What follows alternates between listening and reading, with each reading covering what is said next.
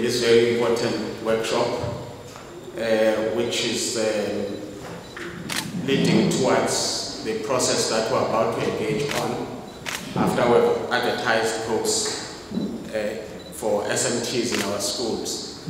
It's a very important process, but I'm not going to talk about it. I'll leave that to you. When it comes to that, I'll actually listen to what is it exactly that is in store for us and what new things are there in the procedure manual and so on, if there are any. And I'll also listen to what are the challenges that we normally face.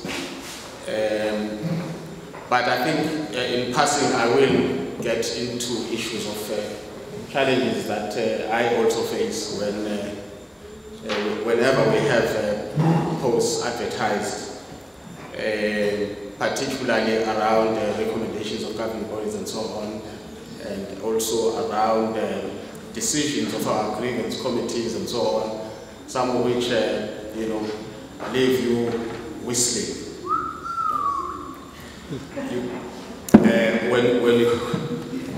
When you look at what we decided. But before I get there, colleagues, let me greet you and pass words of appreciation for the good work that you are doing. Because people hardly mention good things that are being done. We've been to your districts in the first term, and we are going to be getting back there now. We actually found that you are doing some very good work. Circuit managers, CMC heads, doing good work, and we must say that we, at least I, always appreciate wherever I am that this department stands on shoulders of certain people who are very key, and those are people who are closest to our schools. Because if somebody says my job is difficult, complicated because there are 6,000 schools to manage, I always look at that person and say, but what do you mean? Although it would be a good argument if it meant that my salary would have to be higher than the salary of somebody who has 800 schools. But in the final analysis, if you look at organizations, no matter how big they are, they will have managers at such certain level who actually are the soul of the organization. And in our department, I think the soul and the main pillars of our education system in terms of management would definitely be your departmental heads at schools, your deputy principals and principals, in other words, your SMTs at schools, because they are there at school every day. I mean, sitting here, and you sitting here, if I ask you now, how many teachers are at school now or are not at school today in each of your schools? You wouldn't immediately know, but a principal already knows that there are teachers who didn't come to school today, they're sick, or whatever the reason is. It gets worse as you go higher and higher. In other words, what we are running is a big system, but the people who are always there to see that things are happening are our principals, our deputy principals, and our SMTs. HCT. Then the next layer would be your circuit managers, who each has a group of 30 to 35 schools. They are also closest because they are running that group of schools, that small group of schools. Very important because they ensure that where they are, that teaching and learning takes place, quality teaching and learning takes place. And without them, we wouldn't know really what's going on, and that's why I appreciate you. Then after that, you've got your CMC heads who have you know, a number of circuits that they run. So those are people who are closest to our schools, and that is why it's, I mean, to me, when, for example, people say that we've achieved good results and so on, I know where these results come from, because they don't come from a district office, they don't come from head office. They actually come from classrooms in schools, and those classrooms are manned by teachers.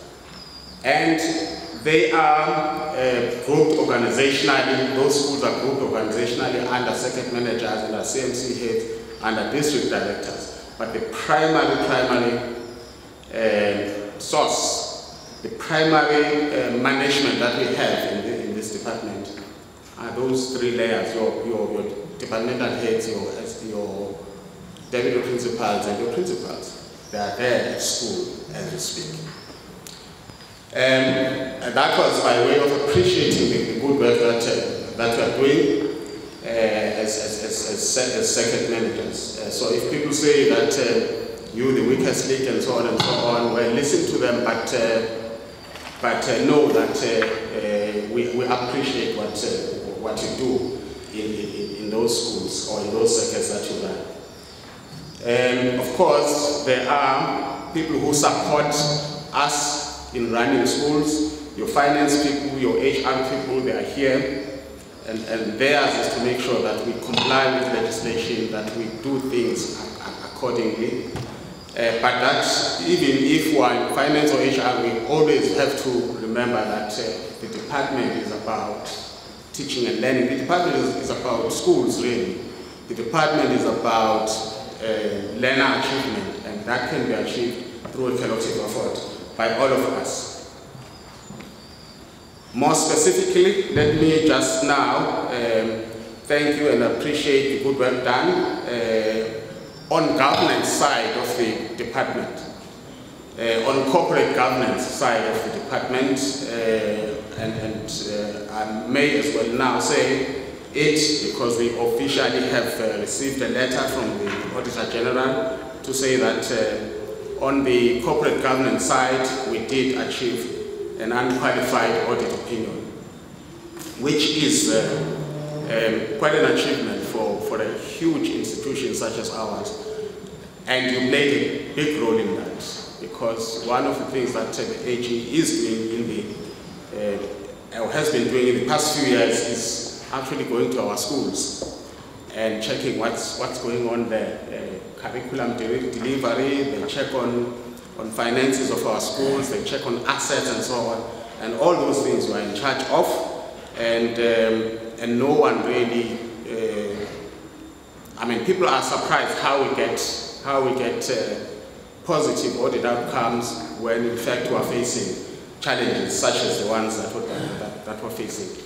Let me thank you for that, but say that we've got to work hard to ensure that we don't get into a situation like we got into last year and this year, where we only get cleared by the AG in the very last minute.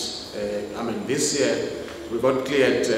I think many colleagues had known by Friday. I think Monday was on the 31st, and by Friday, the Friday before that, colleagues had known that we had got a qualified audit report, but we didn't sleep, of course. We told them when they reported to the cluster audit committee that well, the war is not over. On Saturday and Sunday, we were still in discussions with the AG, and on Monday morning they understood what we're saying, and they gave us an unqualified audit opinion. We are happy about it, but what we are not happy about is that we won the battle on a technicality rather than just on facts. Because on facts, the findings of the AG were correct on facts. But how did we win the war then? on the technicality of their calculations of materiality, they were wrong.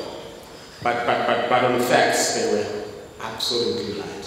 And that is what worries us, and that is what we should all strive to ensure as HR and finance and as SEC heads and as CMC heads. We must ensure that we don't get into that by ensuring that in our management there are controls and there are records that are well kept. But overall, we are happy with the outcome, although the work has only just begun. After the audit outcome, we engaged Treasury and we asked for assistance, that they must come and assist us to ensure that next year, as Nkosinathi Ngcobo, we just get cleared early enough, because I don't want to have sleepless nights again around audit issues. It gets worse when one of the problems you have is that the AG says, well, I asked for documents and I didn't get them. Then they come and present a report and they say, we are going to report a limitation of scope, which is a straight qualification. If we didn't get all the documents we needed, our scope was limited, and therefore we couldn't assess the financial position of the department appropriately because not all documents were there. He reports that, the AG reports that, and then we say, okay, because this is a draft report, let's get our colleagues to get those documents that they didn't give you. And it was, I think, a Monday, and we said by Wednesday, these documents must be there. Guess what? The documents were there on Wednesday. What does that mean? It means we didn't give the AG the documents, not because the documents were lost or whatever, but we just didn't do it. Otherwise, we would not have been able to do it on that Wednesday. It means the documents were there all along. But of course, colleagues are telling me that, well, they had submitted the documents and the AG had lost them and stuff like that. If that is the case, colleagues, I'm very happy to then get the evidence from you, colleagues, that you had submitted the documents to the AG. Then I'll write to them and then I'll say, therefore, I now know that, look, the documents have been submitted and you are saying you are giving us a limitation of scope when the documents were there. And here is proof, and they were signed off by so-and-so from your office. And that will help us to put them on the back foot for the next audit, so that they know that they can't take chances. But having said that, we are always in a weaker position, with a weaker argument if we do these things without, if you do these things late, without giving them documents at the time frames that they've asked for, and if those documents are themselves faulty. That's enough about audit outcomes. I want now to talk about things we noted in the first term visits in your districts. We noted that most of our learners had done well in most subjects, and we did point out to the subjects where there was a need for improvement, and all circuit managers were there, because they had asked for extended district course in those meetings. But overall, the conclusion was that the first term performance of our learners compared to the first term performance of learners in 2022, there weren't major differences in terms of performance. In some cases, the 2023 class was better. In some cases, they were not. They were equal. Only in a very few cases where they actually performed less than they achieved less than what the 2022 class achieved in the first term. In the second term, we believe that you have done your analysis in your circuits and in your districts. Because in our meeting we said schools must do that analysis, circuits and districts must do that analysis themselves. Because ours comes late and therefore doesn't inform, for example, our first term analysis when we do it wouldn't inform our second term approach in teaching, because by the time we come to the districts, it would be towards the end of the second term when we actually come to analyze first term results. And we will be coming now with second term results when you have already begun your third term, which means your third term teaching is not necessarily informed by, if you were to wait for us, would not be informed by your second term results.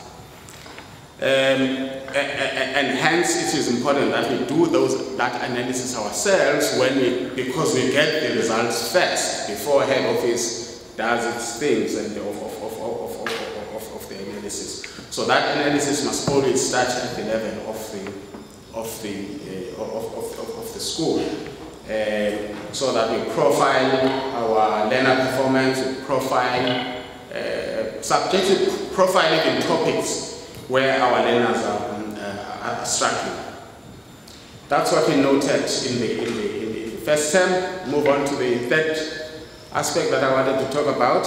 It is the question of the budget situation in the department, which you all know, because in your district main course, I think you are told that the department is facing financial constraints.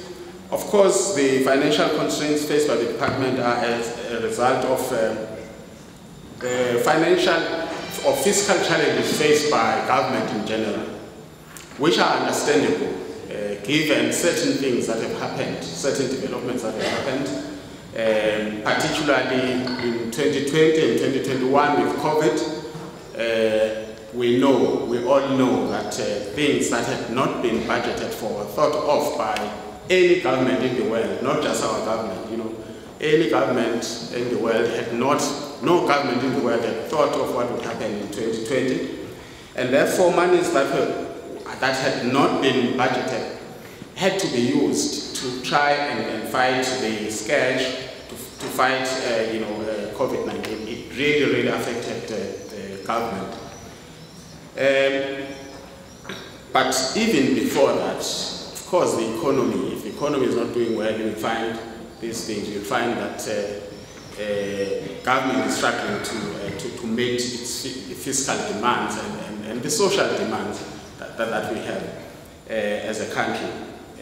We pay a social wage of about 350 for people who are unemployed and so on. All those things were not there before.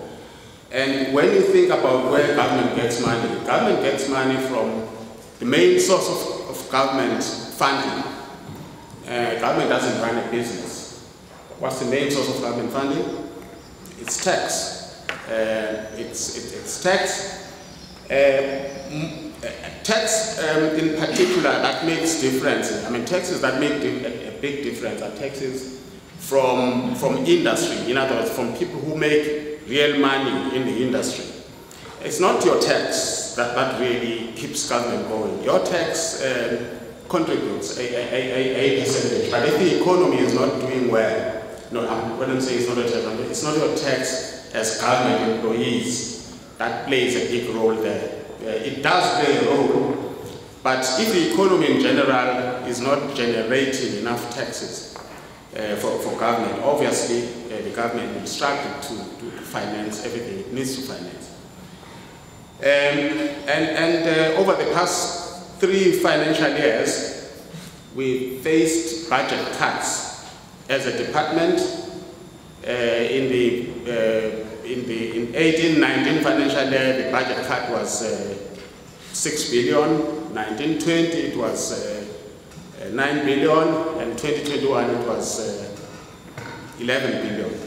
So over that period we've lost billions in terms of our budget. Now if you put it simply, our budget currently is at about 60 billion. But had these cuts not been there, our budget by now would be around 72 billion. So you can see the effects of budget, because if your budget is cut in a particular year, even if it is then subsequently increased by 5%, but that 5% is 5% of a lower figure than it would have been, and therefore you will always be behind in terms of where you would be had the budget cut not happened. And that's what we're facing as a department, and that's what government is actually facing. But we are fighters generally. South Africans survive anything, you know. Tough, but we'll survive. So you must never undermine us. Don't undermine yourselves. It's tough, but we will survive. All we have to do is ensure that we go in the same direction, and that we assist our government to ensure that it comes out of the problems that it's facing. By doing a bit on our, from our side in terms of saving costs, by doing things differently, by thinking differently about certain things. It is in that context where that certain decisions are made in government and in the department. Austerity measures, for example, are as a result of what I've just explained. To you. And there are some decisions that we have taken as a department, which you know, if you don't understand where we're coming from, you would think, hey, why would such a decision be taken? But it's all in the interest of ensuring that we don't collapse as a department, and we don't fall into the realm of being declared or of being run as a Section 100 or under Section 100 of the Constitution, where we're taken over. If, for example, our fiscal and our financial situation is such that we have collapsed. I mean, when we have collapsed, basically, if you were a private company, when you have reached that point of total bankruptcy, and you have been declared insolvent, you would fall under administration, definitely, and you would be asked to wind up because you can't continue doing business, you don't have money. But in government, instead of doing that, National takes over and runs your affairs for you. And when they do take over, colleagues, they don't come with a bag full of money. They come with stricter controls, and they adhere to those controls. For example, they would look at the number of teachers that you have. I'm saying this because in your discussions, maybe you might find a union saying to you, hey, this department be taken under Section 100, because they don't understand what Section 100 means. They think if National takes over, then they come with money and they solve all their problems. No, what they do is this. They come in, the first thing they will check is how you run your finances. And they'll go to your budget and they'll say, how many teachers do you have? If you say, I have 90,000 teachers, and they'll say, tell us, but how many teachers can you afford? If you say, I can afford 80,000, but I have 90,000, then they will say, why do you have 90,000 when you can afford 80? That's where your problem is. Therefore, we'll ensure that your number of teachers goes to what you can afford. That's what Section 100 means. When you say you want to go run a workshop, they will tell you you can't. You don't have money. That's what it means. In other words, it's not Canaan, it's actually Western Egypt.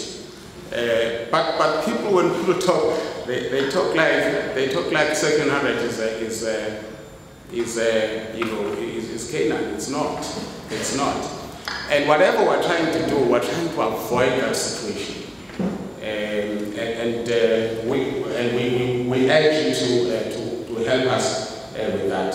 Some of the decisions are not palatable. For example, there will be things like you're traveling, you're traveling, and people would say, hey, we should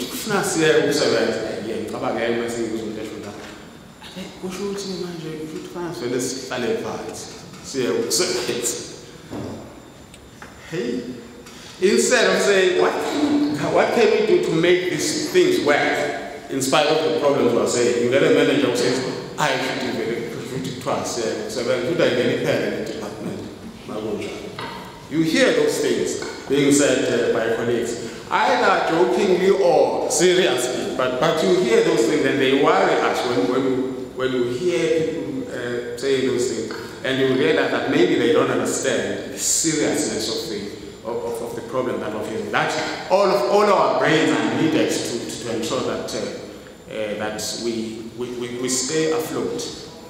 One of the things that an AG does, the Auditor General does, and one of the weaknesses, of course, is that although I Department of Education, we hardly read documents. How many people, for instance, have read the AG's report now? I was surprised as we were fighting the AG to find that very senior people had not even read the report. Now, one of the things that the AG will do, and is trying to do, to formulate that opinion whether you are a going concern, in other words, whether you are solvent, would be to look at your financial situation. And when they look at our financial situation, they say we are okay, but there are warning signs that they are giving us. They are saying, look, if you don't do ABC, you might have a problem, or you will definitely have a problem. And those are things that we're trying to prevent. One of them being our appointments, our PESAL controls, whether everybody who's on PESAL really is a warm body that you can see and touch, who reports to work every day. Those are things such things that the AG is already warning us about. And they are vulnerable situations. There are situations where we are vulnerable, like for instance, our appointments of PYEIs, which are in our schools, and we want us as circuit managers to ensure that we stress this to our principals, to say if a presidential or a teaching assistant, whatever they are called, leaves work or resigns, or is no longer coming to work, that must be reported immediately so that we remove them from the system, so that they don't get paid when they've disappeared. It's simple things such as those, where we find ourselves bleeding money, paying people who are no longer, or who are not rendering any service to the department. So all of us have a role in ensuring that the department stays afloat. Enough on that. Let me move on to the next thing that I want to talk about. Well, this one now is closer because Terence is coming after me. This one now is closer to what we came here for.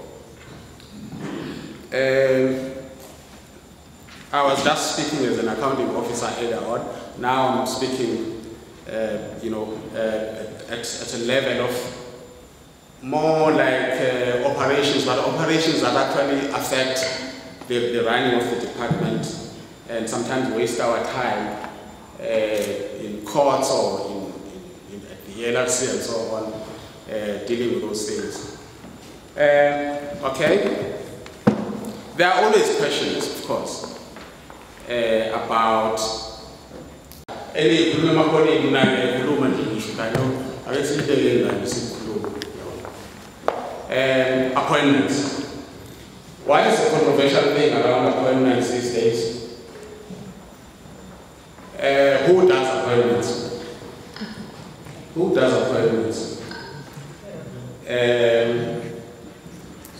There's a debate about head office, district, school. Let me just summarize that debate. The problem with that debate is that it tends to be conducted in a vacuum. Everybody says, I mean, you meet a principal and says, "Each department has said that see, gosh." Why? Because the tax card, which is for the substitute. So it's associated in department and said there, this is cash. Where is that based? Now go to the law and show me where it says the principal appoints or must appoint. So if you have a debate that is not premised on anything, which is just premised on feelings and emotions and so on, then that's you lose it. You lose it. What we should be saying is, of course, this is the problem, and what is the solution? We go to the law, and the problem might just be inefficiency at a particular level, and that's what we've got to correct. But stick to what the law says. Now, when the principal says, department has said, it says, "Kashere," uqonde uthini? Uqonde uthini? As a principal, I must choose who I want. And of course, when that principal says this, if you correct the principal and you say, "No, you can't say that," he would say, no, that's not what I mean. I mean the SGB. But I say, "Kunugile or Ashuti, Kafe, one SGB, so but he will then come back and say, "No, it's the SGB must do their appointments."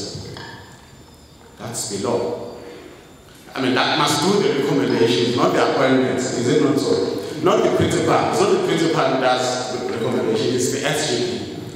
Then he will then say, "No, it's the SGB that must do this." That's correct. But already, second is a kumi to shoot we are. Start the SGB and let us swim we are. Ingako a cool man. Can't you call SGB? Funny man. Right. Then, the second layer of the debate might be to say, well, let the district make appointments, in other words, if you're doing things correctly, let the government recommend and let the district director appoint. In other words, they are saying the accounting officer must delegate the district director to do those appointments. Nothing wrong with that kind of argument, except that in a tight fiscal problem that you do have to have stricter control on what happens within the system. But it's an argument that we welcome. I mean, we are open-minded. It's something that is worth thinking about, okay? And dealing with whatever problems you think would arise, deal with those. And it's an argument that you can't just dismiss. Now you move on to people who would say, why is head office appointing? Why is head office doing appointments of first-time appointees? Why is head office doing appointments of substitutes? And why Is it taking long and so on? But why shouldn't head office do that? If all these arguments were based on legal and policy provisions, they wouldn't go astray. As long as they are within that legal and policy provision, then they wouldn't go astray. For example, if I ask you, if I ask tenants, why would you say head office must appoint? What's the legal provision for that? Without SGP recommendation, for example. Instead of the SGP recommending, what would be the rationale for head office to do these appointments that you are doing? What's the rationale? If you are arguing it emotionally from the base of maybe frustrations, genuine frustrations that, well, it takes long and so on and so on, your argument will go to a different direction and might not get to the solution. But if you are arguing from a principle, from a point of view of what the law says, and then there are problems around the application of what the law says, then your argument is going to lead to a situation where we resolve the problems or the weaknesses in the application or in the implementation. In short, I'm saying, when we engage in those arguments, we must do so on the basis of what the law says, not allow our frustrations to be the guiding. I know it's difficult to distance yourself from frustrations because they affect you directly, you see. People might say, directly. No, nothing doesn't affect us directly. Everything affects us directly. It's just that you are closest there at the schools. So what I'm saying, I'm not saying it because I don't feel your frustrations, but I'm saying it from the angle that says you've got to base arguments on what the law says, and not just in the air.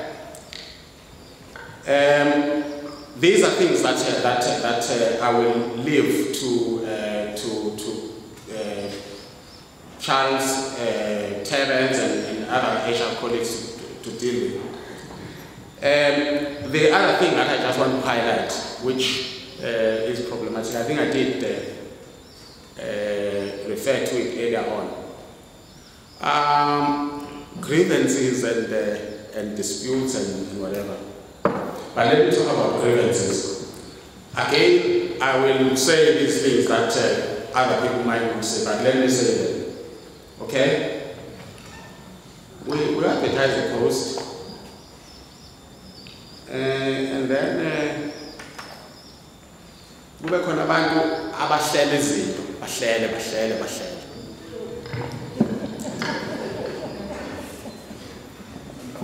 Bahlele lungahambi kahle uhlelo.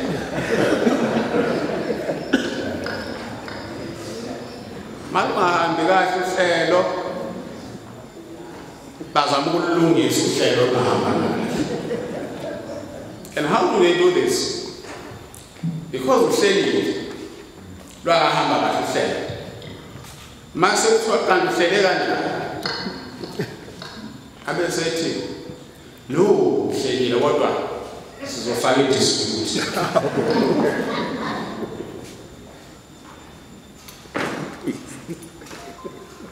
Sizofaka i-grievance. Abe seyifaka i-grievance. Siyayibona lezi zinto lezi. Yazi lento ngiyibona kuphela. Mase ngifunda lento ebhalwe la ukuthi kuthiwa kwenzekani isinqumo sasesithini. I'll give you an example.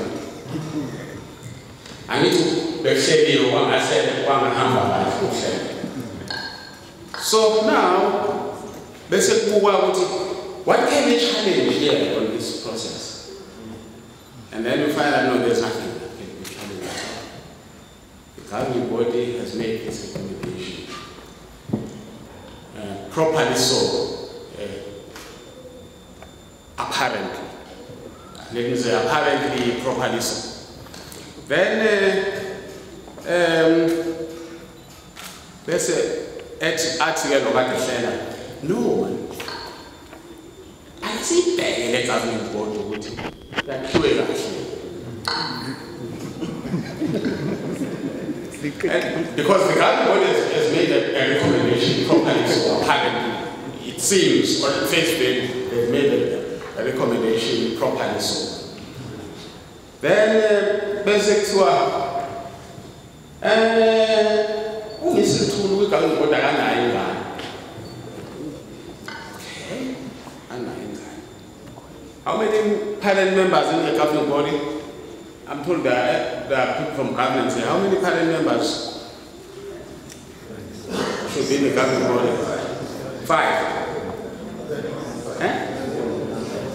Not less than one? Depends on the size. Yes, okay. Okay, but it's never one person. 5 or 6. 5 or 6. Generally about 5 or 6. Okay. And this one doesn't have a child. Okay. Then sexually, okay. Basic family dispute, grievance, the governing body that shows Mr. Mfu as the principal has a parent who doesn't have a child. Okay. Then it goes further. That parent was there in the meeting that chose the IC. That parent was in the meeting that chose the IC. Therefore, I am aggrieved. Then this thing goes to the grievance committee. The grievance committee looks at this and then it asks this question. Kutiwa ayana. Let's go check. And then the results are, indeed, she doesn't have a child in that school, and therefore should not be a member of the governing board. The outcome, and that's where the problem starts. 18 outcome. Right to the process. From shortlisting. And lead to the process from shortlisting. The reason she didn't have a child. She was not in the IC, but the reasoning of the grievance committee is that, oh yes, she was not in the IC, but she was there when the IC was chosen. So she participated, and she shouldn't have. But the question that we should ask ourselves is, an IC, what is an IC? It's an interview committee. It's a subcommittee of the SGB.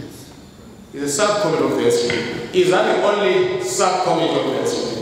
No. South African School, there are subcommittees of the SGB. One of them is the finance, one of them is the IC. One of them is the safety committees and so on. This parent was participating in all those and nobody questioned it.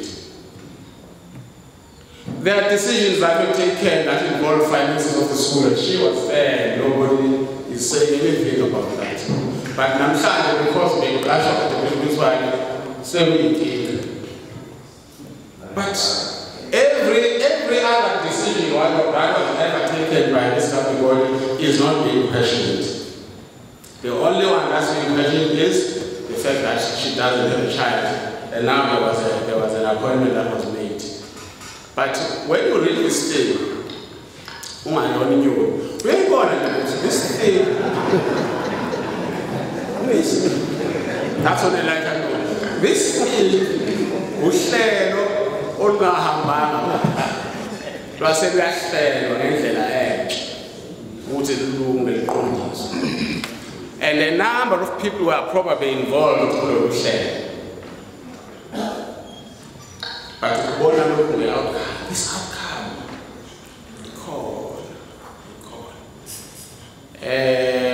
why is it so? Why? Now,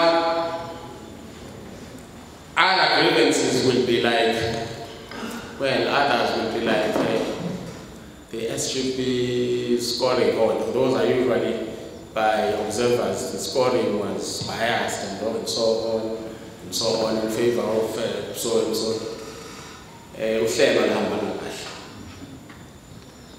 Then the outcome, redo the process. The other problem that you face around those issues is that governing bodies then, because some of the governing bodies have your ex-colleagues, they are in governing bodies, and they know some of these things. So you can't really beat them in this game because they know it. Some of them play this game. Now, they will just write to the MEC and say,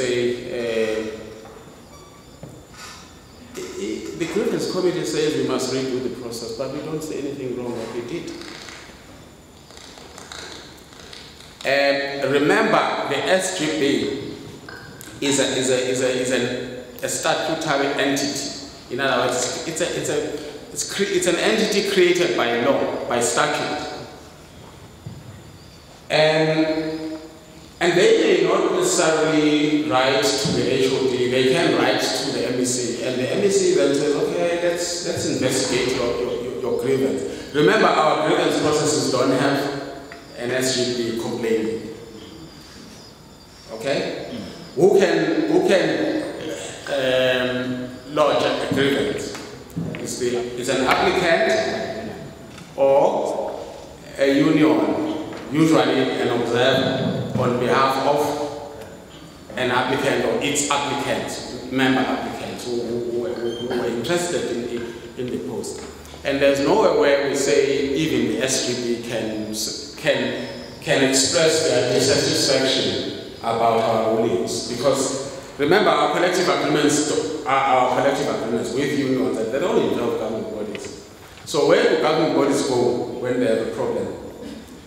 Because they are an entity that represents the school community of parents in particular, they will go to a public representative, and not necessarily a public servant like me. They will go to a public representative. And when the public representative gets this, he or she can't ignore it, because this is a public complaint and she is a public representative. And that is why we find sometimes that there will be an investigation instituted by the Office of the Public Representative. These things are increasing. But when you look at their root cause, they come from our decisions at that level when we deal with grievances.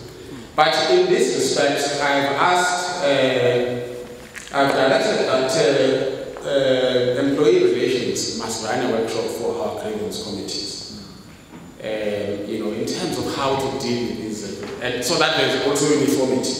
Because in some districts, the grievance committees will come with the correct rulings, or rulings that can be justified in law.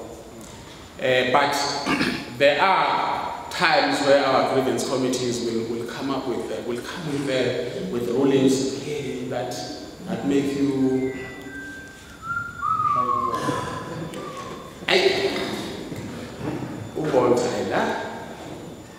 you whistle in disbelief, utter disbelief.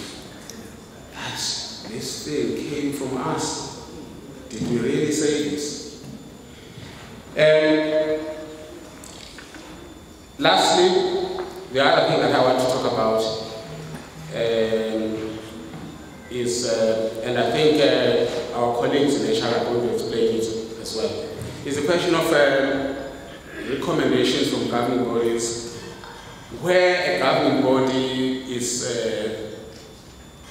recommending somebody who was not necessarily the top scorer, where a governing body says, no, we want so and so who was actually second or fact. And then they give some reasons, you know. When those things happen, colleagues, when a governing body has made a recommendation, remember they are the only ones who make recommendations. It's not HR at head office that makes recommendations to the HOD. No. HR doesn't make recommendations, both at district and what HR at district or head office would do would be to advise the HOD. But it's not their recommendation would by. Okay? You can advise the HOD in terms of what you think about this recommendation. But don't make your own recommendation. Okay. You can't say no, lava, I connect very short. And then maybe make your own decision. Because I'm saying this because of things that actually happen. When you do that, let's say you are a district director who do that. These governing body people, some of them are your colleagues, and some of them are lawyers, some of them have studied law. They will look at this letter written by you, by their recommendation doesn't make sense. It might well be. They might say, look, we want Umbilo because Umbilo was acting. And when he was acting, he did very well. He got donations for the school and so on. And you wonder, if he did all that, why didn't you recommend him as number one? And then he would say all kinds of things. If you read that and you believe that doesn't make sense, don't commit and write back to them and say it's not acceptable. Because it's not your call. It's not your call. Once you do that, then they will challenge that because they have received a letter from somebody who's not authorized to have responded to their recommendation. So such things must come to the accounting officer because when litigation comes, colleagues, and that's one of the things that come with being an accounting officer, when litigation comes, the first respondent, just on a token basis, would be the member of executive council. And the second respondent is the head of department.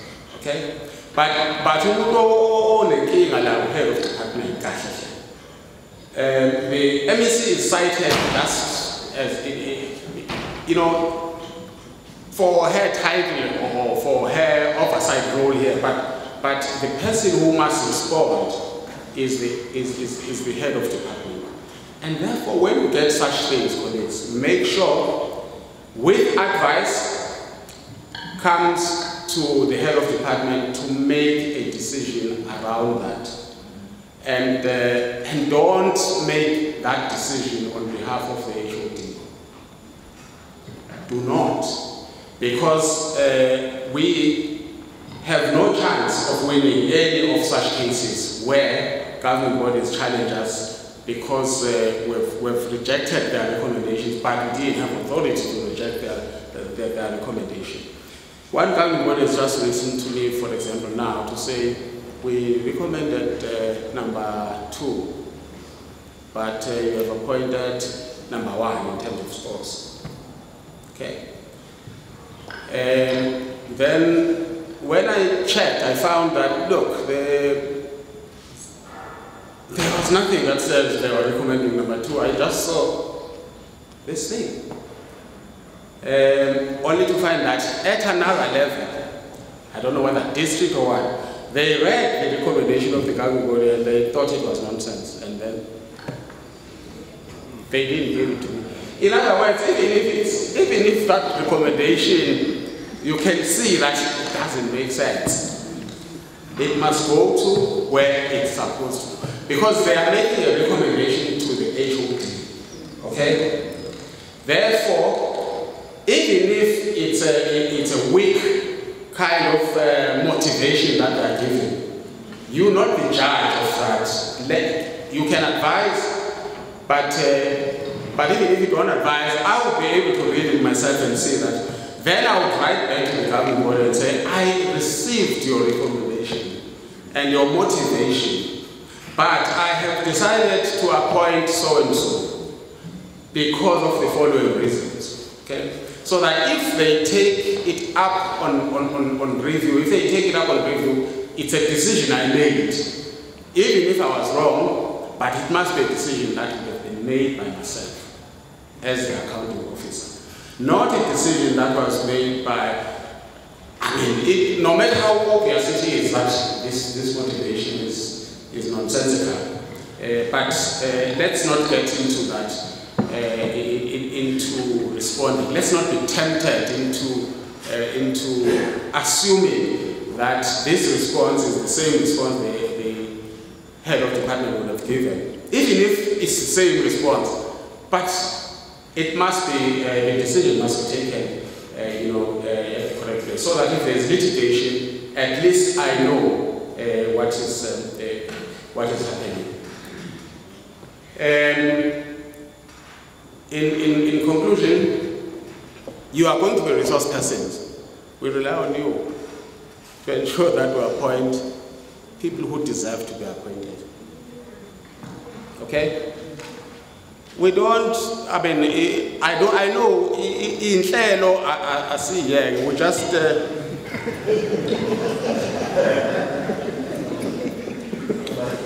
let's just ensure that we have the right people are appointed, who deserve to be appointed, okay? For the right reasons. For the right reasons, okay? Nothing embarrassed me more than one time. I was in a workshop. So there was this teacher who was, running the workshop. And on behalf of the subject advisor. You know, the people who call lead teachers. So she was running this workshop and she was doing so well. Then during break, I called her and said, hey, you're so good. Even I myself understood exactly what you were dealing with here. You presented so well. And I said, and that's where maybe I went wrong, I didn't know. I said to her, look, it's people like you already who should.